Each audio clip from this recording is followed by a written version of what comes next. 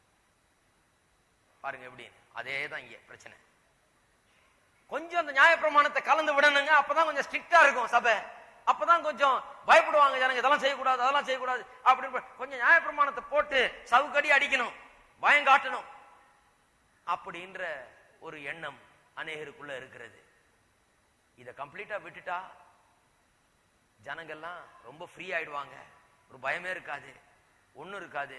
கடைசியில ஒரு loose living, ஒரு தாராளமயமான வாழ்வு, என்ன வேணா செய்யலாம், ஏதுக்கலாம், எப்படி வேணா வாழ்ந்துக்கலாம் அப்படின்ற ஒரு நிலைக்கு வந்துருவாங்க அப்படிங்கிறது தான் குற்றஞ்சாட்டு அவரை குறித்து. ஆனா இப்ப ப்ரூவ் பண்ண போறாரு ஒரு காரியத்தை. என்ன ப்ரூவ் பண்ண போறாரு? நான் பிரசங்கிக்கிற இந்த கிருபையின் பிரசங்கம் ஒரு மனுஷனை எப்படி வேணா வாழ்ந்து கொள்ளலாம் என்கிற நிலைக்கு தள்ளுகிறது இல்லை.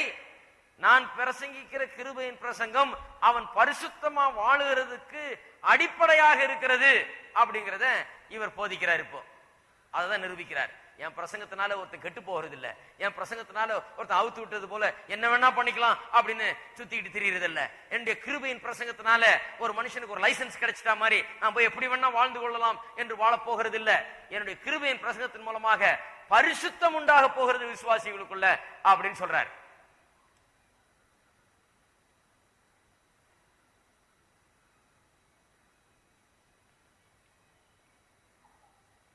பாருங்க,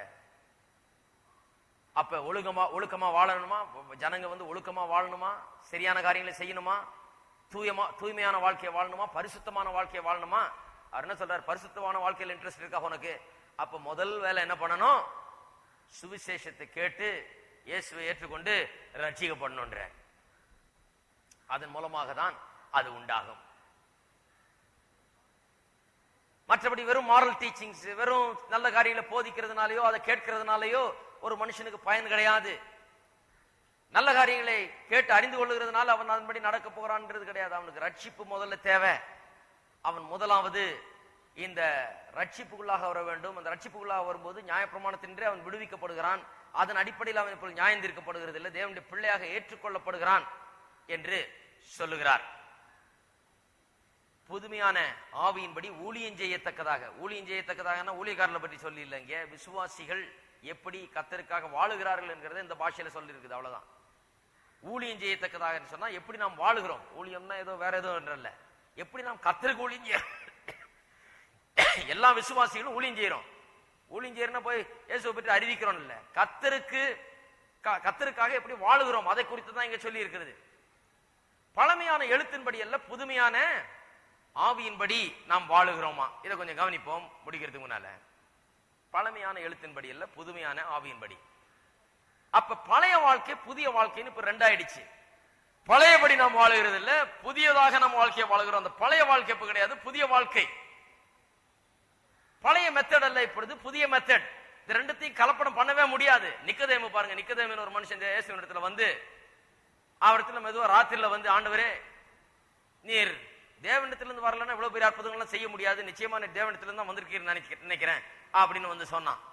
அவனுக்கு உள்ள இருக்கிறத இயேசு பார்த்துட்டார். இவன் எந்த எண்ணத்தோட வர்றான், இவன் என்னன்னா பரிசேயன். இவன் பாருங்க, இவன் யூத பரிசேயன். இவன் வந்தது என்ன எண்ணம்? இவர் தேவனிடத்திலிருந்து வந்திருக்காரு, இவர்கிட்ட சில வல்லமை எல்லாம் இருக்குது, இவர் அற்புதங்கள் அடையாளங்கள் செய்யறாரு. என்கிட்ட பரிசேயனா இருக்கிற எனக்கு நியாயப்பிரமாணம் இருக்குது, கர்த்தருடைய கற்பனை இருக்குது, அது இருக்குது, இது இருக்குது, எல்லாம் இருக்குது. எனக்கு இருக்கிறதுல இவரதையும் கொஞ்சம் ஆட் பண்ணிக்கலாம் போல இருக்குது. என்கிட்ட பழசு இருக்குது, இந்த புது சரக்கையும் கொஞ்சம் சேர்த்துக்கலாம். இவர்கிட்ட இருக்கிற புது சரக்கை கொஞ்சம் கத்துக்கொள்ளலாம். என்கிட்ட இருக்கிற பழசுல கொஞ்சம் பத்தாம இருக்குது, இவர்கிட்ட ஏதோ விசேஷமா ஏதோ வச்சிருக்கிறார், இவர்கிட்ட கொஞ்சம் புதுசு எடுத்துக்கலாம்னு சொல்லி வர்றான். இயேசு அவனுக்கு பெரிய பாமத்துக்கு போட்டது போல போடுறாரு. ஒருவன் மறுபடியும் பிறவாவிட்டால் தேவனுடைய ராஜ்யத்தை காண மாட்டான்றார். அப்படின்னா என்ன அர்த்தம்? இந்த பழசு புதுசையும் கலக்காத, புதுசா ஒண்ணு நடக்கணும். பழசு போய் புதுசு வரணும். உனக்கு ஏதோ ஏற்கனவே இருக்கிறது, இது கொஞ்சம் எடுத்துக்கிறேன், அப்படி கிடையாது. பழசு முற்றிலுமா போய் புதுசு வரணும். இன்னொரு முறை இயேசு சொன்னார், பழைய துருத்தியில புதிய திராட்சரசத்தை ஊற்ற மாட்டார்கள். புதிய திராட்சரசத்தை ஊற்றுறதுக்கு புதிய துருத்தி தேவைன்னு சொன்னார். ஏன் அப்படி சொன்னார்னா, பழைய துருத்தி என்கிறது ஏற்கனவே திராட்சரசத்தை அதுல ஊற்றி, புதிய திராட்சரசத்தை ஊற்றி அது என்ன ஆகுது, அப்படியே அந்த ஃபெர்மெண்டேஷன், அந்த திராட்சரசம் ஒயினா மாறுது பாருங்க. அந்த ப்ராசஸ்ல அது அந்த தோலினால் உண்டாக்கப்பட்ட அந்த பை, தோலினால் உண்டாக்கப்பட்ட பையை தான் பாட்டில் மாதிரி உபயோகப்படுத்தினாங்க அந்த காலத்துல. அது அப்படியே விரிவடைகிறது. அந்த எக்ஸ்பான்ஷன் உள்ள அந்த ஃபெர்மெண்டேஷன் அது அப்படியே விரிவாக்குகிறது. அந்த தோலை அப்படியே பிடிச்சி தள்ளுது. வீங்க வைக்கிறது. பலூனிங் எஃபெக்ட் இருக்குது உள்ள, பலூன் மாதிரி அப்படியே வீங்குது. அது வீங்கி வீங்கி வீங்கி விட்டு கொடுக்குது பாருங்க. அந்த தோலுக்கு அந்த தன்மை இருக்குது, ஓரளவுக்கு விட்டு கொடுக்கும். நல்லா போட்டு போட்டு விட்டு கொடுத்து விட்டு கொடுத்து விட்டு கொடுத்து ஃபுல்லா விட்டு கொடுத்த பிறகு பழைய துருத்தி ஆயிடுது. அதுக்கு மேல கொண்டு போய் புதிய திராட்சை ரசத்தை ஊத்துனா என்ன பண்ணும்? திருப்பி இந்த புதிய திராட்சை ரசம் ஃபெர்மெண்ட் ஆகும், வீங்க வைக்கும். இதுக்கு மேல இது வீங்க முடியாது, ஆகையால இது உடைஞ்சிரும். ஏசு சொன்னாரு, பழைய திராட்சை துருத்தியை தூக்கி போட்டுட்டு புதிய திராட்சை ரசத்தை புதிய துருத்தியில போடணுன்றார். என்ன அர்த்தத்தில் சொன்னார்? இதுதான் நியாயப்பிரமாணத்தையும் வைத்துக் கொண்டு அதன் அடிப்படையில வாழ்ந்துக்கிறேன், இப்படியும் வாழ்ந்துக்கிறேன் அல்ல. புதிய வாழ்க்கைன்றது புதுசு, முற்றிலும் புதுசு, எல்லா விதத்திலும் புதுசு. அதை எதை கலக்க கூடாது. பாருங்க, ரட்சிக்கப்பட்டு அதன் பிறகு கர்த்தருக்காக வாழுகிறது என்கிறது முற்றிலுமான ஒரு புதிய வாழ்க்கை. ஒருவன் கிறிஸ்துவுக்குள் இருந்தாலும் புதிய சிருஷ்டியா இருக்கிறான். மதத்தையும் அதையும் இதுல கலக்காதீங்க. உங்க பழைய ரிலிஜியஸ் மெத்தடையும் இதையும் கொண்டு கலக்காதீங்க. இது வேற வாழ்க்கை, இது வேற அடிப்படையில வாழ்ற வாழ்க்கை. பழைய அந்த மத சம்பந்தப்பட்ட காரியங்களையும் இதையும் கலக்க கூடாது. என்னைக்கு ரட்சிக்கப்பட்டோமோ அன்னைக்கு புதிய வாழ்க்கைக்குள்ள வந்து விடணும். ஆனா நிறைய விசுவாசிங்க பாருங்க, இன்னைக்கு அந்த பழைய மெத்தடை வச்சிட்டு இருக்கிறாங்க. அதோட இதையும் கொஞ்சம் ரட்சிப்பையும் கொஞ்சம் சேர்த்துக்கலாம். கிடையாது, அப்படி கிடையாது. பழசுக்கும் புதுசுக்கும் அவ்வளவு பெரிய வித்தியாசம் இருக்கிறது. பழைய துணியும் புதிய துணியும் வச்சு சேர்த்து தைக்க மாட்டாங்கன்னு சொன்னாரு இயேசு.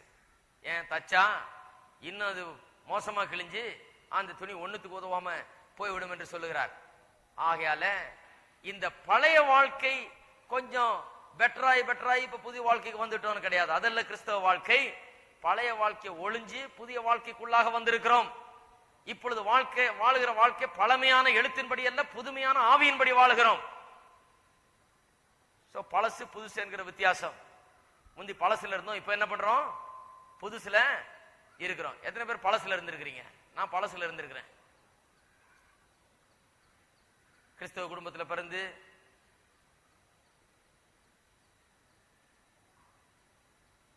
மோசே பாஸ்டரா வச்சு வாழ்ந்திருக்கிறேன். மோசேண்டி உபதேசத்துக்கு கீழே, நியாயப்பிரமாணத்தின் கீழே வாழ்ந்திருக்கிறேன். அப்படிப்பட்ட ஒரு மனப்பான்மை. சொன்னேன் இல்லையா, ஞாயிற்றுக்கிழமை ஒண்ணும் வாங்க கூடாது, பிடிக்க கூடாது, நியாயப்பிரமாணம், இதை சாப்பிடக்கூடாது, அதை செய்யக்கூடாது. ஞாயிற்றுக்கிழமை ஒரு உடச்ச கடலை கூட வாங்க முடியாது சட்னிக்கு அப்படின்னு சொல்லுவாங்க. நான் தான் போய் செவ்வறு வச்சு போய் வாங்கிட்டு வந்து டெய்லி சட்னி சாப்பிட்டோம். ஞாயிற்றுக்கிழமை தோறும் நியாயப்பிரமாணத்தை மீறணும். அந்த பாவத்தை நான் தான் செய்தேன். அது என்னன்னா நியாயப்பிரமாணம். நியாயப்பிரமாணம் சொல்லுது, இப்படி பண்ணினா நீ நம்ம நரகம் போயிடுவேன், இப்படி செய்தினா நீ நரகம் போயிடுவேன், அப்படி பண்ணினா நரகம் போயிடுவேன், இதை செய்தா இப்படியே தான், இதை பண்ணிட்டு நீ எப்படி நீ மோட்சம் போக முடியும்? இப்படியே சொல்லி சொல்லி சொல்லி பாருங்க, அந்த பழமையில வாழ்ந்து வந்தோம். ரட்சிக்கப்பட்ட பிறகும் சத்தியம் அறியலன்னா அந்த பழமை கொஞ்சம் இருந்துகிட்டே இருக்கும். அப்ப அந்த புதிய வாழ்க்கையை ஃபுல்லா என்ஜாய் பண்ண முடியாது. முழுக்க முழுக்க நிறைய விசுவாசிகள் ரட்சிக்கப்பட்ட பிறகு அந்த பழமையை வச்சுட்டு இருக்கிறதுனாலதான் அந்த சந்தோஷத்தை அனுபவிக்க முடியாமல் இருக்கிறது. அந்த பழமையெல்லாம் ஒதுக்கி தள்ளிவிட்டு இப்போ புதிய ஒரு விடுதலையோடு இப்பொழுது வாழுகிறோம். நான் ஞாயிற்றுக்கிழமை போய் உடச்ச கடலை வாங்கினதுனால தேவன் என்ன நரகத்துக்கு அனுப்புகிறது கிடையாது. அதெல்லாம் ஒழிச்சாச்சு. இப்ப வேற ஒரு அடிப்படையில் வாழுகிறோம். ஒரு புதிய வாழ்க்கைக்குள்ளாக நுழைந்திருக்கிறோம். அதைத்தான் எப்படி சொல்லுகிறாரு? புதுமையான ஆவியின்படி, பழமையான எழுத்தின்படி அல்ல, புதுமையான ஆவியின்படி. எழுத்துக்கும் ஆவிக்கும் வித்தியாசத்தை உண்டாக்குகிறார், வித்தியாசத்தை காண்பிக்கிறார். எழுத்தின்படி என்று சொன்னால் 10 கற்பனை. எழுத்தின்படி என்று சொன்னா வேதத்தின்படி என்று அல்ல. சிலர் அப்படி நினைச்சுக்கிறாங்க, இந்த எழுத்தின்படி அல்லன்னு. அப்படி கிடையாது. எழுத்தின்படி அல்ல என்று சொன்னால், எழுத்து என்பது தேவனுடைய கைகளாலே எழுதப்பட்ட 10 கற்பனையை குறிக்கிறது. அதை யூதர்கள் மத்தியில எழுத்துன்னு சொல்லுவாங்க. ரைட்டிங் என்று சொல்வார்கள்.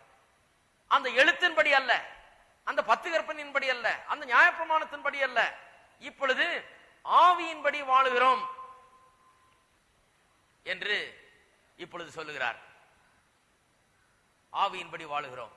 எப்படிப்பட்ட வாழ்க்கை அது? பரிசுத்த ஆவியினுடைய வல்லமையினாலே, அவர் கொடுக்கும் பலத்தினாலே, அவர் கொடுக்கும் வல்லமையினாலே வாழுகிறோம். இந்த புதிய விதமான வாழ்க்கையை 2 கொரிந்தியர் 3ஆம் அதிகாரத்தில் சிறந்த முறையில் அப்போஸ்தலனாகிய பவுல் விளக்குகிறார்.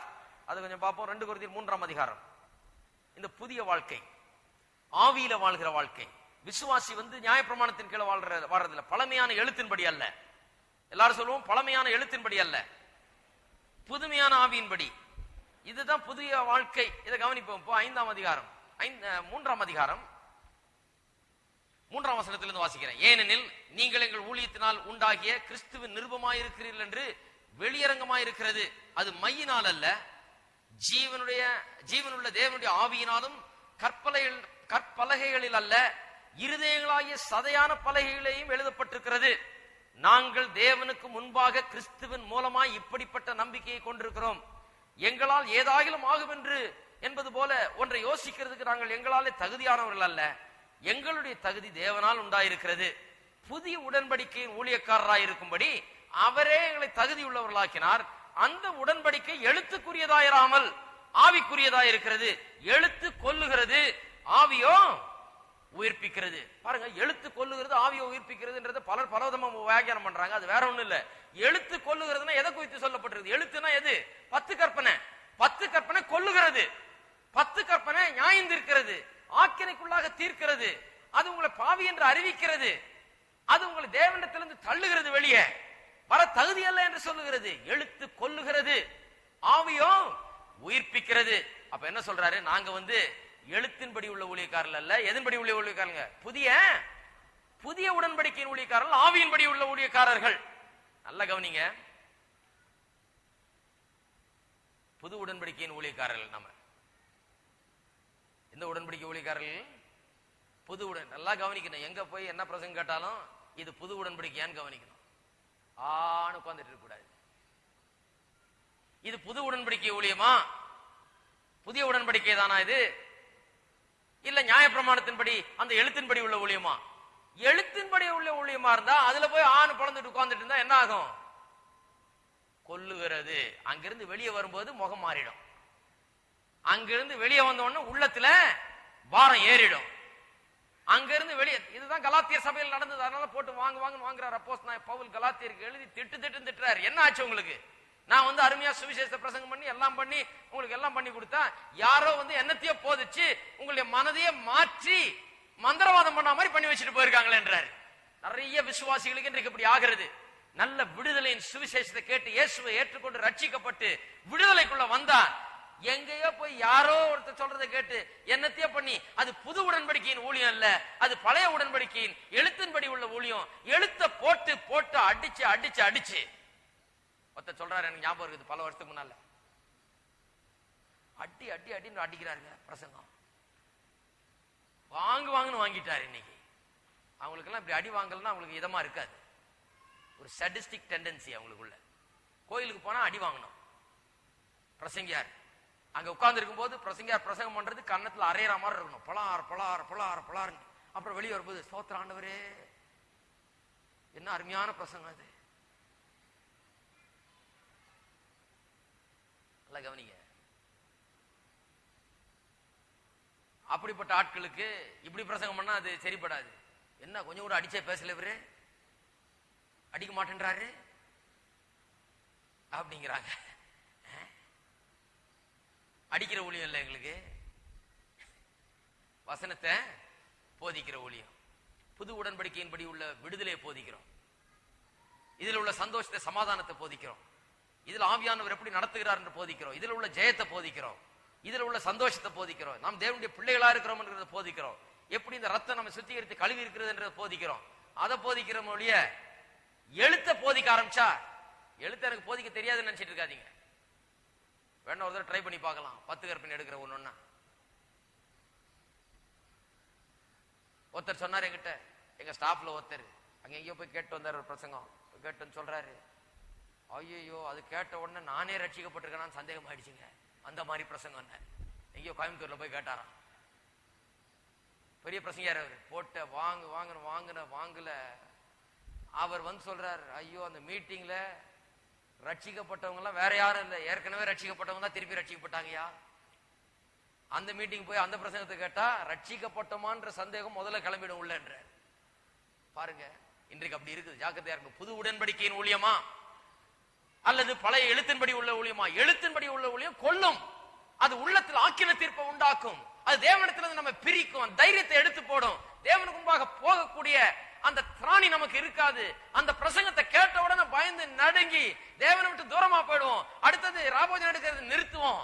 நமக்கு தகுதி இல்லைன்றத உணர்வோம், நம்ம தூரமா போய்கிட்டே இருப்போம். ஆனா புது உடன்படிக்கையின் படி உள்ள ஊழியத்துக்கு கீழே இருந்தா, அப்படிப்பட்ட ஊழியத்துக்கு கீழே இருந்தா, அப்படிப்பட்ட பிரசங்கத்தை கேட்டா, நாம் தவறு செய்தால் அதை திருத்தி கொண்டு தேவனிடத்துல வந்து மன்னிப்பு கேட்டு அதை சரி செய்து கொண்டு தேவனோடு கூட நெருங்கி வருவோம். திருப்பி தவறு செய்தனால தூரம் ஓட மாட்டோம். என்ன பண்ணுவோம்? திரும்ப நெருங்கி வருவோம். இன்னும் அதிகமாய் தேவனுக்கு நம்ம அர்ப்பணிப்போம். இன்னும் அதிகமாய் இந்த சந்தோஷத்தில் விடுதலையின் நுழைவோம். இன்னும் அதிகமாய் இந்த ஜெயத்துல வாழுவோம். அந்த பழைய உடன்படிக்கையின் ஊழியத்தில் ஜெயம் இருக்காது, ஜெயமே இருக்காது. கவனி, என்ன கொஞ்சம் வாசிக்கிறேன். கவனி, எழுத்தினால் எழுதப்பட்டு 7ஆம் வசனம், எழுத்துகளினால் எழுதப்பட்டு கற்களில் பதிந்திருந்த மரணத்துக்கு ஏதுவான ஊழியத்தை. கவனிச்சீங்களா? எழுத்தினால் எழுதப்பட்டு கற்களில் பதித்திருந்த மரணத்துக்கு ஏதுவான ஊழியத்தை. அது எதை சொல்றாரு? எழுத்தினால் எங்க எழுதப்பட்டு கற்களால் பதிக்கப்பட்டது? 10 கற்பனை தேவனுடைய கையால் எழுதப்பட்டு கற்கள்ல பதிக்கப்பட்டது. அது மரணத்துக்கு ஏதுவான ஊழியம் அப்படின்னு சொல்றாரு. ஊழியத்தை செய்த மோசேயினுடைய முகத்திலே மகிமை பிரகாசம் உண்டானபடியினால் இஸ்ரவேல் புத்திரர் அவன் முகத்தை நோக்கி பார்க்க கூடாது இருந்தார்களே. அந்த ஊழியத்துக்கு அவ்வளவு பெரிய மகிமை. எந்த ஊழியத்துக்கு? மரணத்துக்கு ஏதுவான ஊழியம். அது ஒண்ணு இல்ல, நியாயப்பிரமாணம் வந்து ஒருத்தனை ரட்சிக்க போறது இல்ல. அந்த நியாயப்பிரமாணத்தை பிரசங்கித்த மோசேயுடைய முகத்தை யாரும் பார்க்க முடியல. நியாயப்பிரமாணம் ஒரு மனுஷனை ரட்சிக்க முடியாது. அப்படிப்பட்ட நியாயப்பிரமாணத்தை, குற்றச்சாட்டுகிற நியாயப்பிரமாணத்தை, மனிதனை குற்றவாளியாக்குகிற நியாயப்பிரமாணத்தை போதித்த மோசேயினுடைய முகத்துல அவ்வளவு பெரிய பிரகாசம் யாரும் பார்க்க முடியல.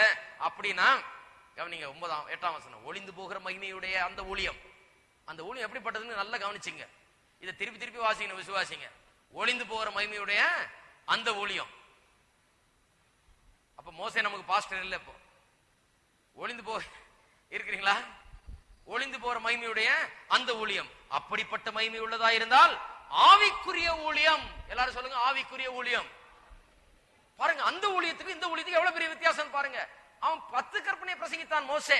அது ஒளிந்து போகிற ஊழியமா, அதுக்கே அவ்வளவு மகிமை இருந்ததான். அந்த நேரத்தில் மனிதர் குற்றஞ்சாட்டும்படியாக தேவன் கொடுத்த நியாயப்பிரமாணம் அதை போதித்துக் கொண்டிருந்தான். அதுல ரட்சிப்பின் வழி கிடையாது. அதுக்கே அவ்வளவு மகிமை இருந்தால் ஆவிக்குரிய ஊழியம் எவ்வளவு அதிக மகிமை உள்ளதா இருக்கும். நல்ல கவனிங்க, ஆவிக்குரிய ஊழியம். எல்லாரும் சொல்லுவோம் ஆவிக்குரிய ஊழியம். ஆவிக்குரிய ஊழியமா அல்லது எழுத்து கொல்லுகிற ஊழியமா? ரொம்ப முக்கியம் அது. ஆவிக்குரிய ஊழியத்தின் மகிமை எவ்வளவு பெரியதா இருக்கும். ஆவிக்குரிய ஊழியத்தின் மகிமை என்ன? தூரமா இருக்கிறவன் கூட கிட்ட வருவான். பாவியா இருக்கிறவன் கூட அவன் கிட்ட நெருங்குவான். யாருமே தூரம் இருக்க முடியாது. ஆவிக்குரிய ஊழியத்தின் பிரசங்கத்தை கேட்கிறவர்கள் தூரமா இருக்க முடியாது. அவர்கள் பயந்து ஓட முடியாது. அவர்களை தங்களை குற்றஞ்சாட்டி கொண்டு சந்தோஷம் இல்லாமல் சமாதானம் இல்லாமல் குற்ற உணர்வுல வாழ முடியாது. அதுதான் அந்த ஆவிக்குரிய ஊழியத்தின் மகிமை. அந்த பழைய ஊழியத்துக்கு அந்த மகிமை கிடையாது. மனுஷன் போய் வேதத்தை வாசித்தான். இதுல பழைய ஏற்பாட்டுல வேதத்தை வாசித்த உடனே ஜனங்க இந்த 10 கற்பனையை வாசித்த உடனே என்ன பண்ணும்? எல்லாம் தலையை தான் குனிஞ்சுக்கணும். ஏன்னா அதை சொல்லியிருக்கிறதெல்லாம் அவன் செய்திருக்கிறான். எதெல்லாம் செய்யக்கூடாதுன்னு சொல்லியிருக்கிறதோ அதெல்லாம் செய்திருக்கிறான். போகும்போது எப்படி போகணும்? அப்பா கேட்டாச்சா, இப்ப அடுத்த தடவை திருப்பி போய் திருப்பி இதை தான் கேட்கணும். என்ன கேட்கறாங்க? நீ பாவி பாவி பாவின்னு. நம்ம இங்க வரும்போதெல்லாம் என்ன கேட்கிறோம்? நம்ம பாவி பாவி பாவின்னு கேட்டிருக்கோமா? நல்ல கவனிங்க, சபைக்கு போகும்போது போன உடனே நீ பாவி பாவி பாவி பாவி பாவின்னு சொல்லி. நான் ஒரு மீட்டிங் போயிருந்தேன். அங்க பிரசங்கம் பண்ணிட்டு சொல்றாங்க, கண்களை மூடுவோம். எல்லாம் கண்களை மூடினாங்க. இப்ப டிவி மாதிரி உங்களுக்கு முன்னால உங்களுடைய பாவங்கள் அப்படியே வரும். எல்லாம் விசுவாசிங்க பாருங்க, எல்லாம் அப்பாவி விசுவாசிங்க. பாவம் எல்லாம் கண்ணை மூடிக்கிட்டு, ஆண்டவரே எங்க அந்த டிவியை காணுமே, என் பாவம் எல்லாம் காணுமே. மறுபக்கம் டிவியும் பார்க்க கூடாதுன்னு வேற பிரசங்கம் பண்ணிடுறாங்க. இப்ப மட்டும் டிவியை பாருன்றாங்க கண்ணை மூடிக்கிட்டு. என்னன்னு எனக்கே விளங்கல பாருங்க. கண்ணை மூடிக்கிட்டு டிவி பாக்குறாங்க இவங்க எல்லாம். அது பெரிய ஆவிக்குரிய மனுஷர்கள் இவங்க எல்லாம். கண்ணை மூடிட்டு டிவி பாக்குறது. கண்ணை மூடிட்டு டிவி பார்த்தா அதுல வருதான் பாவம் எல்லாம். வந்த உடனே எல்லாரும் ஒரு கண்ணீர், ஆண்டவரே நான் பாவி. தேவன் எவ்வளவு பெரிய பரிசுத்தர், மகா பரிசுத்தர். அவருடைய பார்வையில் நம்ம எல்லாம் பாவியா இருக்கிறோம். ஆமென். வெளியே போகும்போது ஜனங்களுடைய உள்ளத்துல எவ்வளவு பெரிய பாரம். என்ன கத்துக்கிட்டாங்க? தேவன் பெரிய பரிசுத்தர், நான் பெரிய பாவி. இதனாலதான் பாருங்க நிறைய சபையில விசுவாசிங்க எந்திரிச்சு நான் பெரிய பாவி, இதுக்கு முன்னால 2 பேர் சாட்சி சொன்னாங்க, அதை விட பெரிய பாவி நான், ஊர்ல இருக்க எல்லா பாவியோட நான் பெரிய பாவி, பாவி பாவி பாவின்னு சொல்லியே கொடுத்து இவனும் பாவி பாவி பாவின்னு சொல்ல ஆரம்பிச்சு பாவியா ஆயிடுவாங்க. பிறகு இது கொல்லுகிற ஊழியம் நடந்துகிட்டு இருக்கு இன்னைக்கு சில இடத்துல. கொல்லுகிற ஊழியம், விசுவாசிகளை பாவி பாவி பாவி பாவி என்று பாவ உணர்வை உள்ள ஊட்டி விட்டு அந்த பாவ உணர்வை எப்ப பார்த்தாலும் போதித்துக் கொண்டே இருந்து நாம் எப்படி பாவியா இருக்கிறோம், தேவனுக்கு முன்பா அருகதையற்றவர்கள். அவங்க ஜபத்தை பாருங்க, ஆண்டவரே நான் அழுக்கும் கந்தையும் தூசி கொஞ்சம் கூட அருகதையற்றவன் நான். என்ன அந்த காலத்தில் அப்படி ஜபம் பண்றனா அது ஒரு ஆவிக்குரிய ஜபம் கிடையாது. அருகதையற்றவன் ஆண்டவரே, அருகதையற்றவன், அருகதையற்றவன் அப்புறம் ஜபம் பண்ணிட்டு கிடப்பாங்க. அப்ப அவனுக்கு தெரிஞ்சதெல்லாம் அதுதான், நான் அருகதையற்றவன், நான் ஒண்ணு இல்லை, நான் பாவி, நான் புழு தூசி. எங்க கத்துக்கிட்டாங்க, எந்த ஊழியத்துல கத்துக்கிட்டாங்க? எழுத்தின்படி உள்ள ஊழியத்துல. எந்த ஊழியத்துல கத்துக்கிட்டாங்க? மோசேயின் ஊழியத்துல. நாங்க மோசையை பற்றி அப்படி சொல்லிட்டாரு, மோசேயின் ஊழியத்துல கத்துக்கிட்டாங்க. எதுல கத்துக்கிட்டாங்க? இந்த பழமையான எழுத்தின்படி உள்ள உபதேசம் அதுல கத்துக்கிட்டாங்க. பழமைவாதிகள், பழமைவாதம் அதுல கத்துக்கிட்டாங்க. இன்னைக்கு பாருங்க 20ஆம் நூற்றாண்டுல 1997ஆம் வருஷத்துல பழமைவாதம் நிறைந்து கிடக்குது. இந்த புதிய வாழ்க்கை என்னன்னு போதிக்கிறதுக்கு ஆள் இல்லாம இருக்குது உலகத்துல. உலகத்துல எங்க போய் போதிச்சாலும் அவங்க என்ன சொல்றாங்க, நான் ஒரு இடத்துல போய் போதிச்சேன், ஐயோ இதெல்லாம் எங்க கத்துக்கிட்டேங்க, இது பைபிள்ல தானங்க இருக்கிறேன் இவ்வளவு வருஷமா, இது எங்களுக்கு தெரியவே தெரியாது, இது வேதத்திலே தான் எவ்வளவு வருஷமா இருக்கு, 100 வருஷத்துக்கு முன்னால சிலர் போதிச்சிருக்காங்க, எழுதியும் வச்சிருக்காங்க, நான் படிச்சிருக்கேன், அப்படிதான் நான் கத்துக்கிட்டேன். படிச்சாதானே தெரியும், யார் சொல்றது கேட்கறது கிடையாது. இவங்க என்ன பண்ணுவாங்க, வார வாரம் போயிட வேண்டியதான், பிரதர் எனக்கு பில்லி சூனியம் பிரதர், பிரதர் எனக்கு மந்திரவாதம் பிரதர், அங்க போறான் பிரதர், அங்க உபவாசம் ஜாபமா அங்க சரி பண்ணிடுவாங்களாம், இதை இங்க போனா இது பண்ணி, இதே இதுல தான் இருக்குது ஆவிக்குரிய உலகம். சத்தியத்தை கற்றுக்கொள்கிறதுல கிடையாது. அப்புறம் ஞாயிற்றுக்கிழமை கோயிலுக்கு போனா பாவி பாவி பாவி, அந்த உணர்வோட போய் வீட்டுல போய் நான் பாவி நான் பாவின்னு மீதி 7 நாளும் ஜெபம் பண்ணிட்டு இருக்க வேண்டியதுதான். எழுத்தின்படி உள்ள ஊழியம் அல்ல, கொல்லுகிற ஊழியம் அல்ல, ஜீவனை கொடுக்கிற ஊழியம். இருக்கிறீங்களா? அதுதான் சரியான ஊழியம், அதுதான் புதிய உடன்படிக்கையின் ஊழியம். இப்ப முடிச்சிருவான். ஆக்கினை தீர்ப்பு கொடுக்கும் ஊழியம் மகிமை உள்ளதா இருந்தால் நீதியை கொடுக்கும் ஊழியம் அதிக மகிமை உள்ளதா இருக்குமே. ஆக்கினை தீர்ப்பு கொடுக்கிற ஊழியம் இல்ல, இது நீதியை கொடுக்கிற ஊழியம். அப்படிதான் புதிய உடன்படிக்கையின் ஊழியம் இருக்கணும். நீங்க யாராவது போய் ஊழியம் செய்தா புதிய உடன்படிக்கையின் ஊழியம் செய்யணும். ஆக்கினை தீர்ப்பின் ஊழியம் அல்ல. எந்த ஊழியம்? புதிய உடன்படிக்கையின் ஊழியம். பாருங்க, புதிய உடன்படிக்கையின் ஊழியம். புதிய வாழ்க்கைக்குள்ள நுழைந்திருக்கிறோம். அந்த பழையதை ஒழித்து கட்டிவிட்டு புதிய உடன்படிக்கையின் ஊழியத்துக்குள்ளாக, அதனுடைய மேன்மைக்குள்ளாக, அதனுடைய மகிமைக்குள்ளாக நாம் நுழைய வேணும். அதனுடைய மகிமை என்ன? நம்மை தேவனோடு நெருங்கி சேர்க்கிறது, தைரியத்தை கொடுக்கிறது, விசுவாசத்தை கொடுக்கிறது, நாம் தேவனுடைய பிள்ளைகள் என்கிற உணர்வை அதிகரிக்கிறது. தினந்தோறும் நமக்கு அதிகாரம் இருக்குது, நம்மால முடியும், நாம் இதை செய்ய முடியும், நாம் தேவனுடைய பிள்ளைகள், எனக்குள்ள இருக்கிறவர் பெரியவர், நான் வல்லமை உள்ளவன், நான் தேவனுடைய பிள்ளை அப்படி என்கிற அந்த உணர்வு அதிகரிக்கும். அதுதான் புதுமையான புதுமையின்படி உள்ள ஆவியின்படி உள்ள புது ஊழியம். அது இந்த ஊழியத்துக்கு வேற எதுவும் தேவையில்லை, இதுக்கு சத்தியம் தான் ரொம்ப முக்கியம். சமாரிய ஸ்திரீ கிட்ட இயேசு சொன்னார் இல்லையா, ஆவியின்படி தொழுது கொள்கிறவர்கள் தான் தேவனுக்கு தேவைன்னு சொல்லி. அந்த பெண் என்ன கேட்டுக்கொண்டிருந்தா, இயேசு வண்டியில போயிட்டு இந்த மலையில ஆராதிக்கலாமா அந்த மலையில ஆராதிக்கலாமா, எங்க ஆளுங்கெல்லாம் சொல்றாங்க இந்த மலை தான் கரெக்ட்னு, உங்க ஆளுகள்லாம் சொல்றாங்க அந்த மலை தான், எது கரெக்ட்? இயேசு சொன்னார் இதுவும் கரெக்ட் இல்ல அதுவும் கரெக்ட் இல்ல. ஆவியின்படி தொழுது கொள்கிறவர்கள். இந்த பழமையின்படி உள்ளவர்களுக்கு பல காரியங்கள் அவங்களுக்குள்ள வேலை செய்யுது. அவங்களுக்கு ஒரு பில்டிங் இருக்கணும், ஒரு சிலுவை இருக்கணும், அதுல யாராவது தூங்கிட்டு இருக்கணும், இங்க 2 படம் இருக்கணும், அங்க இது இருக்கணும், இங்க இது இருக்கணும், இப்படி எல்லாம் நினைப்பாங்க. புது விதமான வாழ்க்கை இது, புதிய ஆராதனை இது, புதிய ஊழியம் இது, வேற விதமான இது என்னத்தை ஊட்டுகிறது? தைரியத்தையும் தெம்பையும் விசுவாசத்தையும், தேவனுக்கு முன்பாக நிற்கக்கூடிய திராணியையும் அது இன்னும் அதிகமாய் ஊட்டுகிறது. வந்து கேட்டுட்டு போனா இன்னும் ஜெபம் எப்படி இருக்கணும், இன்னும் தைரியமா பண்ணணும். வந்து கேட்டுட்டு போனா இன்னும் மிச்சம் மீதி இருக்கிற குறைகளையும் களைந்து எறிந்து போட்டு, இப்பேற்பட்ட அன்பான தேவன், இப்பேற்பட்ட மெய்யான தேவன், இப்பேற்பட்ட வல்லமையுள்ள தேவன் எனக்கு இருக்கும்போது இதெல்லாம் எனக்கு என்னத்துக்கு, இந்த சாக்கடை எனக்கு எதுக்கு, நான் இந்த தேவனை முழுமையாய் பின்பற்ற போகிறேன்ங்கிற அந்த தீர்மானத்திலே